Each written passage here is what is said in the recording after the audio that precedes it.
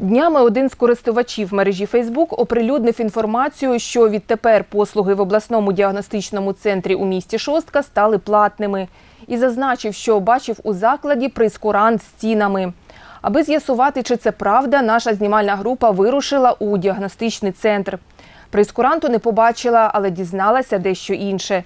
Що саме, дізнавайтесь з наступного сюжету. За словами лікаря-рентгенолога обласного діагностичного центру у місті Шостка Світлани Романько, прейскурант з цінами дійсно був розміщений у закладі, але тільки з метою ознайомлення з розцінками, які, можливо, будуть діяти з 1 квітня, коли вступить в силу реформа вторинної ланки. Передбачається, що за медичні послуги, не включені до пакету, які оплачуватиме Національна служба здоров'я України, пацієнти розраховуватимуться зі свого гаманця. Платні послуги не будуть вводитися аби як і ні за що, ні про що. Вони будуть обраховуватися згідно схем і планів Національної служби здоров'я і Міністерства охорони здоров'я. Вони будуть затверджуватися в обласному центрі і не тільки в засобах охорони здоров'я, а я думаю, депутатами обласного совєту нашого. І може бути вони введені з 1 квітня. Зокрема, до переліку платних послуг входитимуть лабораторні, діагностичні та консультативні послуги за зверненнями громадян, що надаються без направлення лікаря. Про це йдеться у відповідній постанові Кабінету міністрів. Як відомо, ключову роль у діагностиці відіграє сучасне медичне обладнання. Саме завдяки йому спеціалісти обласного діагностичного центру у місті Шостка мають змогу проводити пацієнтам всебічне обстеження. Втім, як і будь-яка апаратура, воно має здатність виходити з ладу. На даний момент потребував ремонту наш рентгенологічний апарат. На ремонт було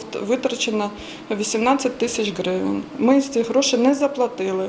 Нам їх в цьому році ніхто не дасть. Ми потребуємо, написали гарантійне письмо, що просимо відстрочити цю оплату для того, щоб ми могли зібрати ці гроші. На даний момент не працює гематологічний аналізатор, не працює апарат ультразвуковий, який проводилося УЗІ серця людям. Люди потребують цих досліджень. У зв'язку з цим у обласному діагностичному центрі змушені були ввести для пацієнтів благодійні внески. Світлана Романько наголошує, вони є необов'язковими і сплачуватимуться людьми добровільно. Благодійні внески – це стільки, скільки людина побажає, і тільки по її бажанню. І скільки вона захоче, вона заплатить. В той же час лікар звертається до меценатів, спонсорів і усіх небайдужих людей з проханням надати фінансову допомогу закладу, аби він відремонтував апаратуру, таку необхідну для встановлення діагнозу і подальшого лікування пацієнтів.